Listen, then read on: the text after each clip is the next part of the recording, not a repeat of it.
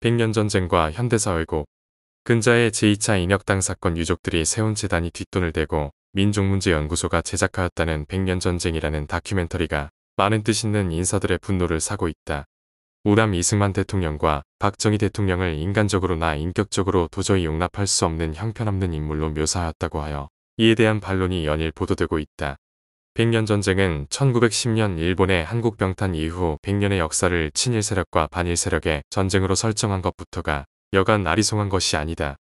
건국 대통령이라 할 수 있는 이승만에게까지 친일의 굴레를 씌어 반역자로 몰아가고 있다. 심지어는 사진 조작을 통해 추잡한 여성 관계를 만들어 내거나 하와이언 갱스터라는 표현으로 폭력 집단의 두목쯤으로 그리고 있다. 멋진 배경음악과 그럴듯한 영상물을 바탕으로 사악하고 못된 정상 배쯤으로 묘사하여 누구나 보면 아주 그럴듯하고 품격 있는 영어로 오인하게 만들었다. 전문가가 아니고는 그대로 믿을 수밖에 없을 정도다.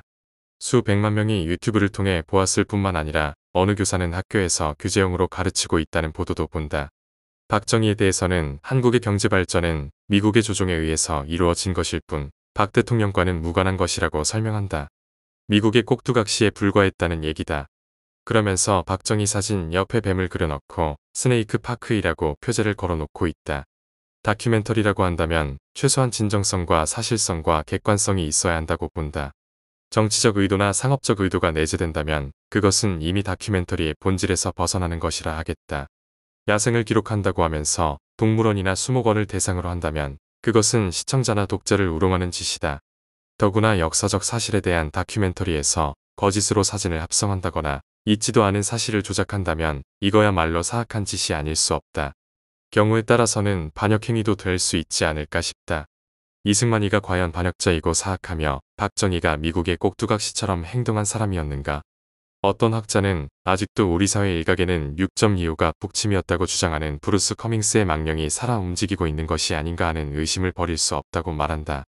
사실이 그럴는지 모른다. 북한의 3대 세습과 박근혜의 대통령 당선에 무슨 차이가 있느냐고 묻는 학자도 있으니 말이다. 이런 사람도 학자라고 언로 대접을 받으면서 학계 일각에서 존경을 받고 있는 것이 오늘의 우리 현실이다. 이승만의 경우 어느 다른 지도자보다도 이승만 그가 아니고서는 아무 누구도 해낼 수 없었을 것이라고 판단되는 단 한 가지 사실이 있다. 해방전국에서 그만이 홀로 철저한 반공주의자였다는 점이다. 박정희의 경우 그가 아니고서는 아무도 해내지 못한 업적 하나가 있다. 한강의 기적이 그것이다. 새마을 운동 그리고 수출 주도형 국가로 탈바꿈시킨 것은 괄목할 만한 그의 업적이다. 오늘의 번영이 그의 리더십에 연이었다는 주장에 반대할 사람 누가 있겠는가? 이승만은 해외에서 돌아온 모든 지도자들과 미국까지도 소련과의 협상의 미련을 버리지 못하고 있을 때에 그만이 홀로 반공을 역설하였다. 소련의 지령으로 어느 날 갑자기 공산 세력들이 신탁통치 찬성으로 돌아서는 순간 그는 반공과 반탁운동을 바탕으로 대한민국을 수립하는 중심축에 우뚝 선 것이다. 물론 집권 기간 중에 그가 보여준 정치적 행보는 상식적으로는 판단하기 매우 어려운 모순과 비리와 불의로 점철되어 있었던 것도 사실이다. 그러나 그는 한치 앞도 보이지 않는 국제정세 속에서 자신만의 해안으로 만난을 무릅쓰고 대한민국이라는 나라를 탄생시켰다.